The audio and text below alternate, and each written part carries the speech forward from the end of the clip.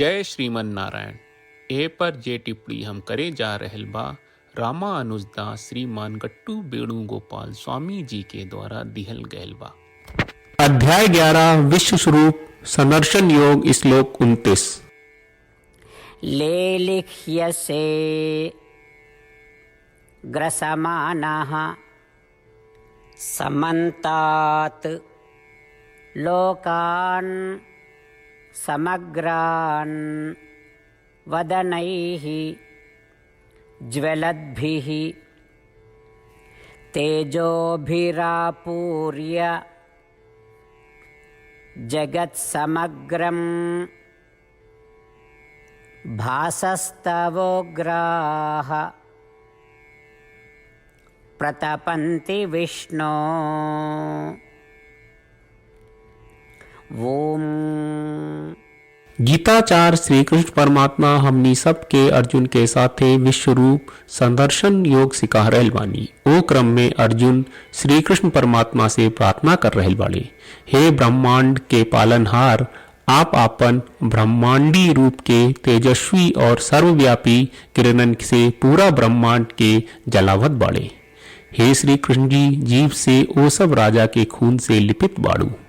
हे श्री कृष्ण जी, तू आपन ब्रह्मांडी रूप से तेजस्वी और सर्वव्यापी किरण से पूरा दुनिया के जरा रहल बाड़े।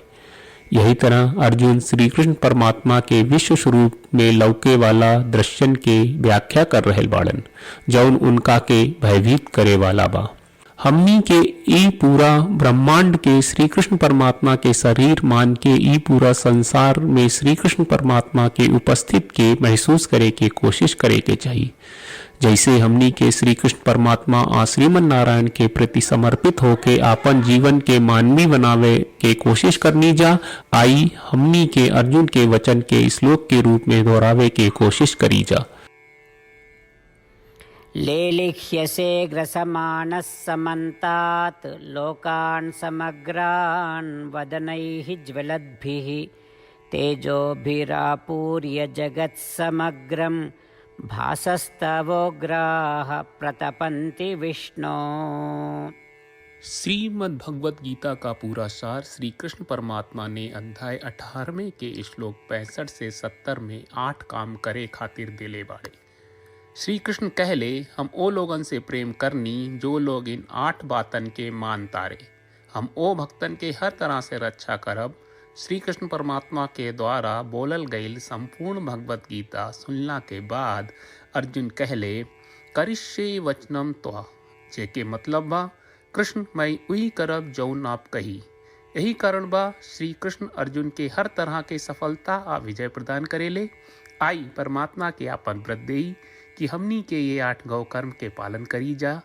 ई वचन परमात्मा के देवे से बड़न कौनो पूजा तपस्या यज्ञ नहीं। हम 8 प्रण कहब जौन हमनी के करे के चाहिए।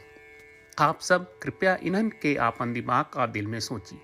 श्री कृष्ण के आपन वचन देवे के ई तरीका में हमनी सबकी कल्पना करे के चाहिए कि श्री कृष्ण का चेहरा खुशी से चमकत बा और खुशी के एहसास करत बा। जय श्रीमन नारायण। यहाँ हमनी के 8 वादा बा। हमनी के पहला वादा, हे श्रीमन नारायण, आपका निर्देश के मुताबिक हम हमेशा तोहार ध्यान करब और तोहार बारे में सोचब। हमनी के दूसर वादा, हे श्रीमन नारायण, आपका सलाह का अनुसार हम हमेशा आपका भक्त रहब। हमनी के तीसर वादा, हे श्रीमन नारायण, हम आपन सब काम तोहरा सेवा के रूप में और तोहरा संतुष्टि खातिर करब। हमनी के चौथा वादा, हे श्रीमन नारायण, जैस की आप माने के कहले रहलू, हमरा बहुत विश्वास बा कि हम आपके होई और हम हमेशा आपन दोनों हाथ जोड़ के आपके नमस्कार करब और आपकी पूजा करब। हमनी के 5वां वादा, हे श्रीमन नारायण, हमरा के तोरा बात माम एकम शरणम ब्रज 1866 याद कहले, जहां आप हमरा के आपन का अर्पित करे का कहा। श्रीमन नारायण, मैं हमेशा तोहरे शरण में रहब। हमनी के 6वां वादा, हे श्रीमन नारायण, हमरा के तोहरा बात माँ सुचहा 1866 याद कहले कि आप हमनी के शोक ना करे का आश्वासन दे रहे बड़े, हम अब और शोक ना करब। हमनी के 7वां वादा, हे श्रीमन नारायण, आपने हमरा खातिर श्रीमद् भगवत गीता के वितरण करके हम सब के कृपा कहले और आशीर्वाद दहलेबा। हम वादा करत बानी कि रोजाना कम से कम एक श्लोक पढ़ब या सुनब। हमनी के 8वां वादा। हे श्रीमन नारायण, आप गीता के पूरा मानवता तक ले गयलू। हम गीता में आपके दिव्य वचन के उन भक्तन तक पहुँचावे के प्रयास करब जे गीता से अपरिचित बा। हे श्रीमन नारायण, हम उई करब जौन तू करे का कहब। हम ऐसन व्यवहार करब जैसन आप चाहत बानी और हम खाली आपका खातिर काम करब। श्रीमन नारायण के रोज आपन वचन देहल कि हम ओइस करब जैस आप कहत बानी, ई अपने आप में बड़न पूजा बा। श्रीमन नारायण, करशे वचनम त्वा। श्रीमन नारायण, हम तोरे निर्देश के मुताबिक काम करब। सर्वम श्री कृष्ण अर्पणम अस्तु। जय श्रीमन नारायण। लेलिह्यसे ग्रसमानः समन्तात् लोकान् समग्रान् वदनैः ज्वलद्भिः तेजोभिरापूर्य जगत्समग्रं